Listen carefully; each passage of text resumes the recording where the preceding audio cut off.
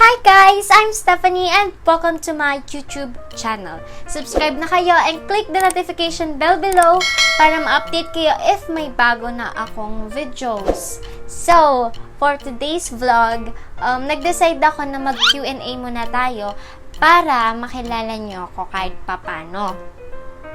So, nung nakaraan, nag-post ako sa social media.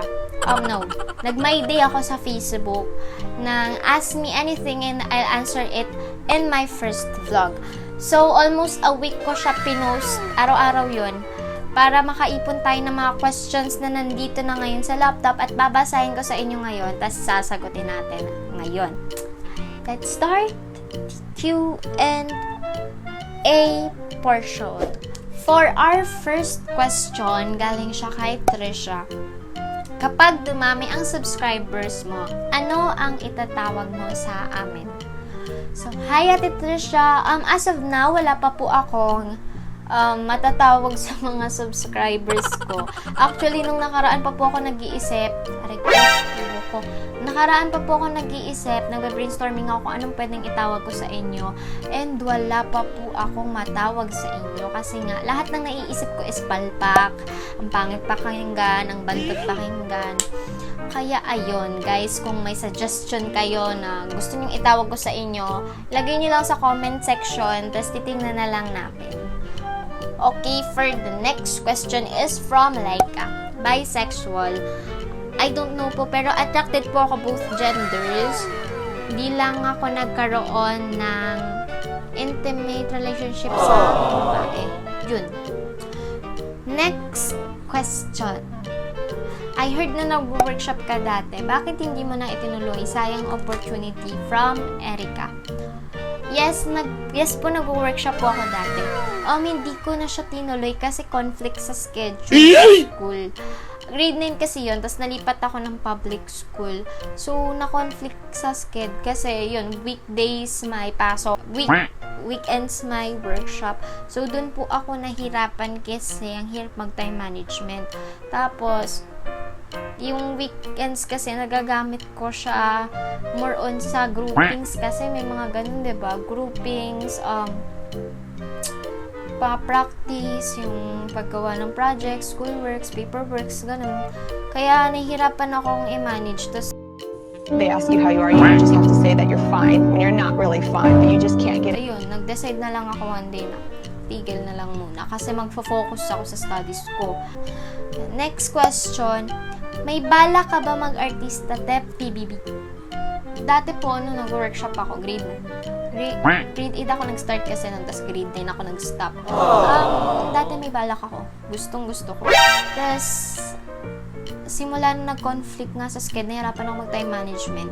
Doon ko naisip na mas mag-focus muna ako sa studies ko. Tapos, yun. Gusto ko muna tapusin lahat. Siguro, kung papalarin, maybe someday, pwede. PBB ako ba? Next question, from Anya. What's your favorite story in Wattpad? So my favorite story in Wattpad, madami siya pero ito yung best of the best na nabasa ko. Not bet na bet ko. He's Into Hers by Maxine Gigi. I Love You Since 1892 by Binibining Mia.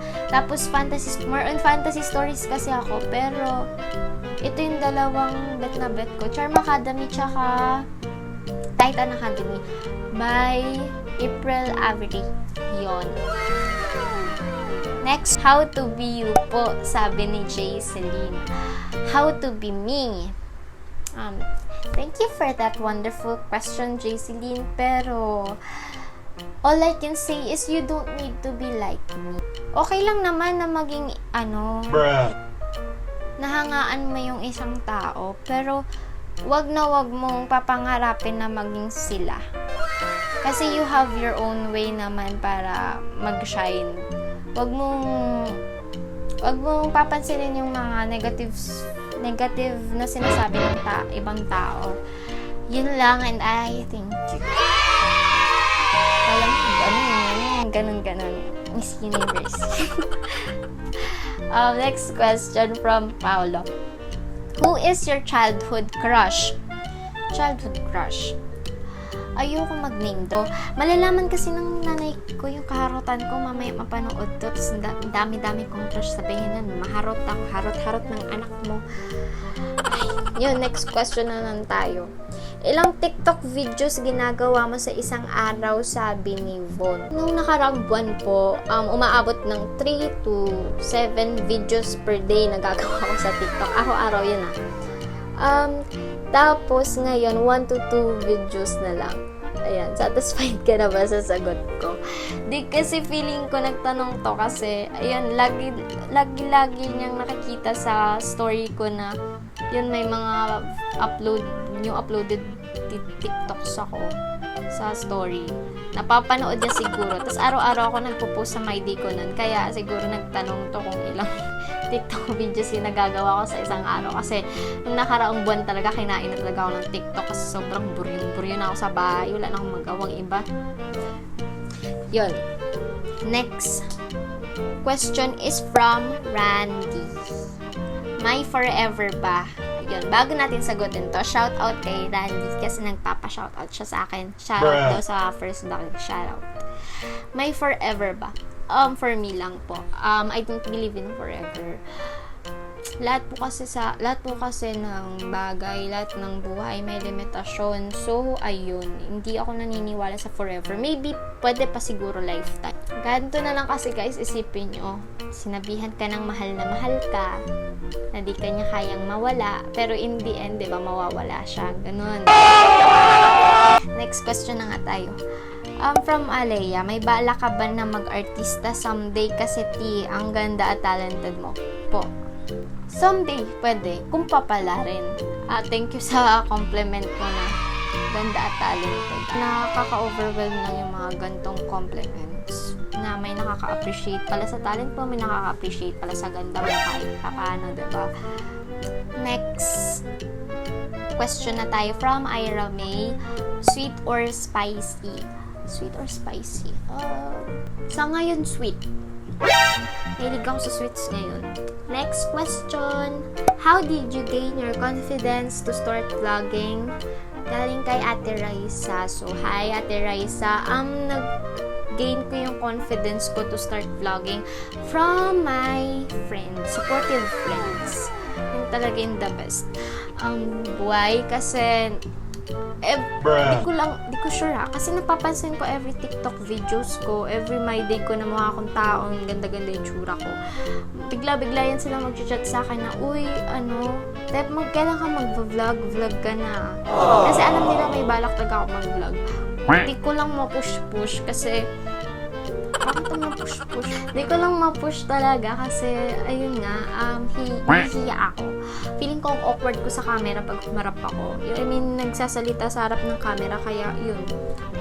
Galing talaga sa kanila kung bakit ako ganito ka-confident ngayon, na mag-vlog, lakas-lakas ng loob ko. Sakala ko nahugot yung confidence ko. Tsaka, saan na din, sa favorite YouTube vlogger ko.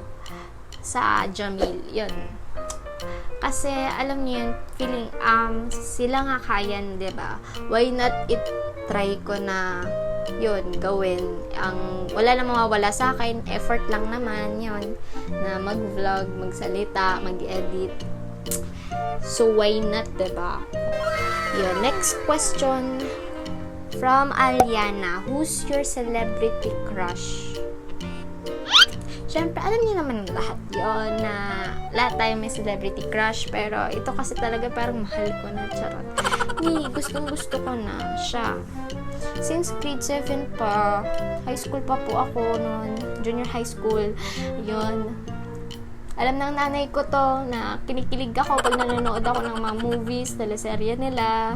Titig na titig pa sa akin yung nanay ko, nakala mo may ginawa akong masama, crush ko yan.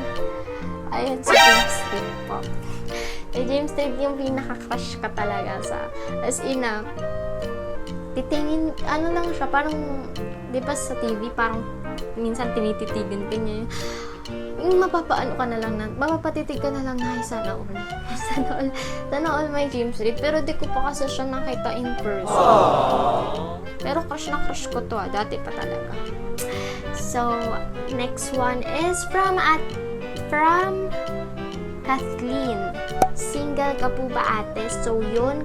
Papa-shoutout din siya sa akin. Hi, Kathleen! Single ka po ba, ate? Hindi ko kasi masasagot siya ngayon. Pero bawal po ako mag-jowa. Nagagalit sila. Nagagalit sila, mama. Nagagalit sila, papa. Parang ganito kasi yun. It's me against the world. Ganon. Lahat ng kamag-anak ko, it's a big no-no sa kanila. Ayaw nila. Gagalit sila. Gagalit sila, ba't ayaw nyo ba? 18 na po ako. Bawal mag-jowa, bawal mag-overnight, bawal mag-overnight swimming, bawal gumala. Grabing strict eh, no? Next, ano na tayo? Question. From Khaled. Ito shoutout. Ayan, shoutout kay Khaled. Hi. Ayan, ano yung best reliever mo kapag stress ka? Kumain ng sweets. Tsaka uminom ng sweets. Magpatugtog ng sad song sa kwarto, mag-TikTok, tsaka mag-picture. Ayun. Last question na pala tayo, di ko napansin. Okay, from Christine. Bakit mo po naisipang mag-vlog? So, katulad ng sinabi ko sa inyo kanina na, yun nga, quarantine din kasi ngayon, diba? So, wala na akong magawang matino sa buhay ko. Ito, nag-vlog na ako. Pinush ko na siya.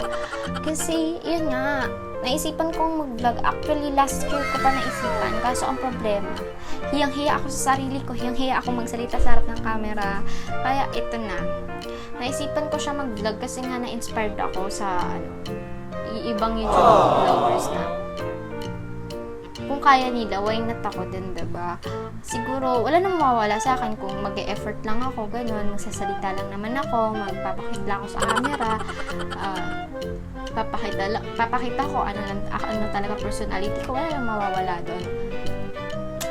Kaya yun, tinry ko talaga siya. Tsaka, number 1 nag-inspire sa akin vlogger is yung Jamil.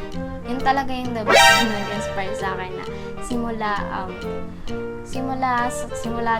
sa unang vlog nila na yung puro kalokohan, mga 100 layers, mga ganun. Sinabaybayan ko na talaga, and then yun, parang na-inspired lang ako na at the very young age, naging successful sila, and why not kung itry ko din, diba? Wala namang mawawala sa akin. So, ayun.